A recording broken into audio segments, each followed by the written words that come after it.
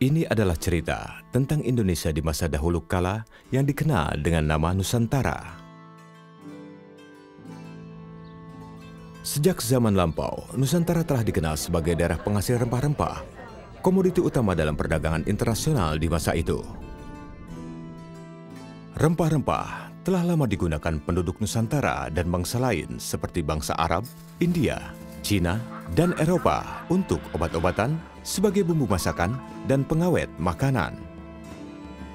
Wilayah penghasil rempah di Nusantara dapat dibagi dalam dua daerah produksi.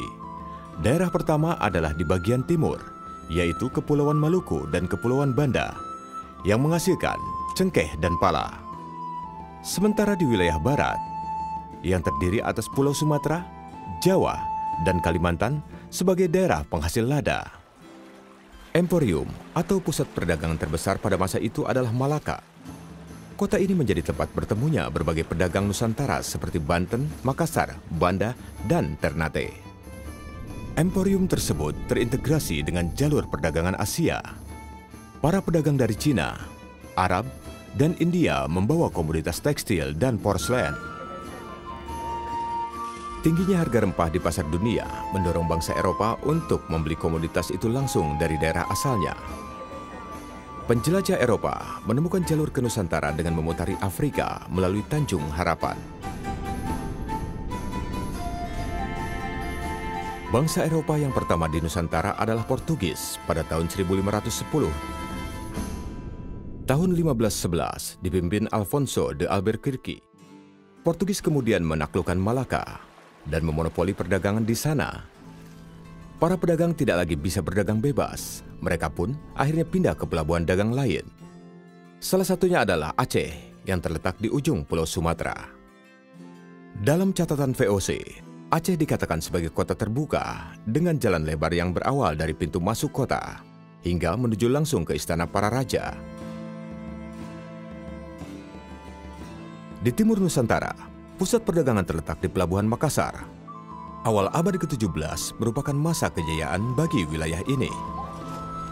Di pesisir Jawa, Banten menjadi pusat perdagangan lada dan berkembang menjadi kota pelabuhan besar. Wilayah ini disinggahi oleh para pedagang dari Jawa, Arab, dan Cina. Tak hanya memproduksi sendiri, Banten juga menerima lada dari wilayah Bengkulu dan Palembang.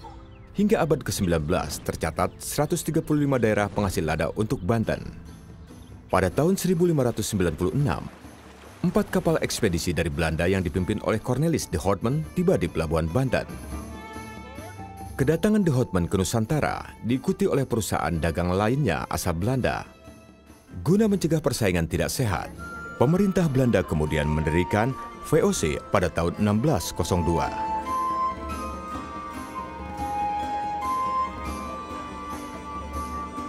Pada tahun 1605, di bawah komando Stephen van der Hagen, menduduki Ambon dan menjadikan sebagai ibu kota penguasa Belanda di Asia Timur.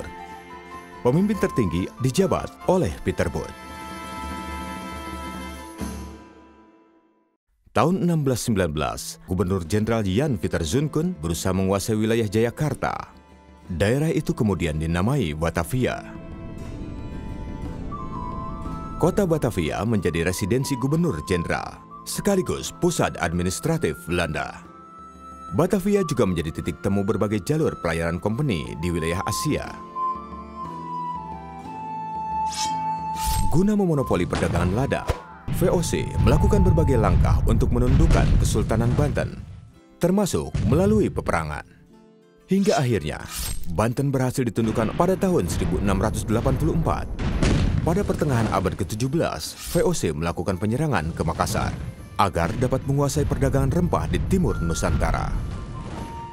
Dengan ditandatanganinya perjanjian bunganya, Kesultanan itu akhirnya ditaklukkan pada tahun 1667. Penguasaan kota-kota tersebut membawa era baru bagi perdagangan Nusantara.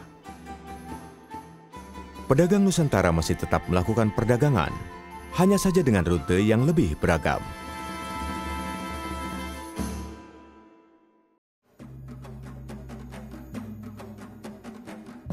Perjalanan rempah-rempah Nusantara membawa kisah kejayaan maritim yang berkelindan dengan kesuraman kolonialisme. Jalur rempah membawa kekuatan yang menyatukan antar suku bangsa dan budaya dalam proses pembentukan bangsa Indonesia.